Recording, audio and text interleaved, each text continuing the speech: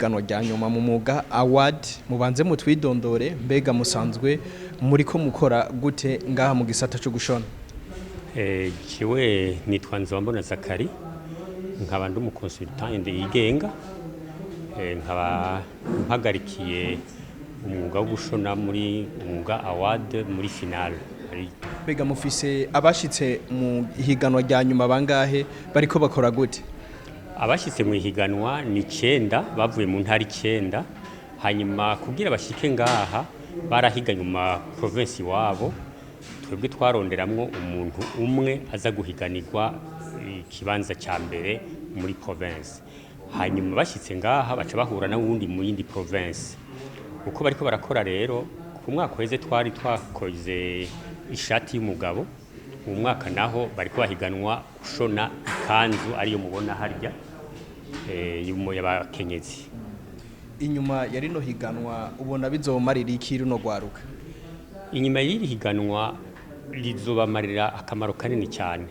Turetse nako karika kuko niwo mwuga wari ubatunze bwa mbere, hanyuma bazoba babonye yuko bafise ubuhinga buhambaye bashobora gushika kure kandi bafise impano kandi bazogubandanya bitunga bagatunga imiryango yabo n'igihugu kikabonerwaho kuko baba bariko baratanga umusaruro, baratanga amakori mu materiye yabo hanyuma nabo bakitunga bagashobora gutunga n'imiryango.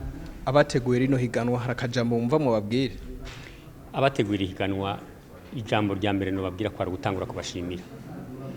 Gutangura kubashimira kubera yuko biyumviriye imyuga mu bisanzwe ubwa kera wasa n'abantu bari abantu bibagiwe. Mugabo ubu murabona yuko iryo shirahamwe ryabiteguye rifatikanije na ministere ya education baragize ikintu cy'akamaro cyane, bashaka guha agaciro abanyamwuga berekane yuko umwuga ufise akamaro, ufise ikibanza kinini gihambaye mu iterambere ry'igihugu no mu iterambere ry'imiryango. Gushona birashobora gutuma umuryango ubaho umuntu akiteza imbere. Nico rero cyambere no kubwira yuko umuntu ashobora kwiteza imbere kandi akabaho neza no guha nk'akarorero. Niwo mwuga no hava mparura udasaba n'ibintu byinshi cyane. Usaba kugura imashini. Iyo mashini ukagenda ukayite naho utorondera inzu ukotesha ukayitereka ku rubaraza. Ntuzokwigera ubura amafaranga y'ikiro cy'ibiharage, y'ikiro cy'umuceri, amavuta ku munsi.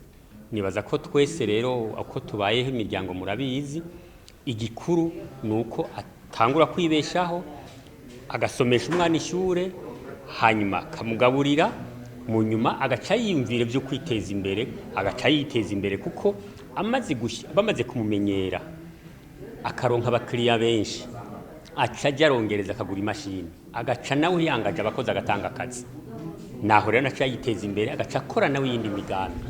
Mubasaba iki runo gwaruka? Tubasaba yuko batohororokerwa bakabandanya umwuga wabo bize kandi nibaza ko batazohagarika kuko babonye akarusho karimwo kugira niki cyonyene bashobore gushika mu ihiganwa y'abantu 9 mu ntara zose z'igihugu. Ni ikintu gihambaye twabonye yuko bagiye baryohewe cyane kandi ikindi no babwira aya mahiganwa nta uvuga ngo nabaye wa mbere nabaye wa nyuma. Yabonye ninaba yafise uwamurushije ku mwaka uza arafise amahirwe yo kugaruka ni ya myaka 25 itararenga arashobora kugaruka ako yabonye kamunaniye agaca agenda agakosorerako aca agenda bandanya yiga kuko twese tubandanya twiga n'uno munsi ibyo umuntu yize mu ishure sivyo akoresha mu buzima umuntu abandanya yiga. Ibi rero bazi bazobandanya bavyongerako. Mashariki TV tubashimire. Murakoze cyane naje nashaka ndabashimire.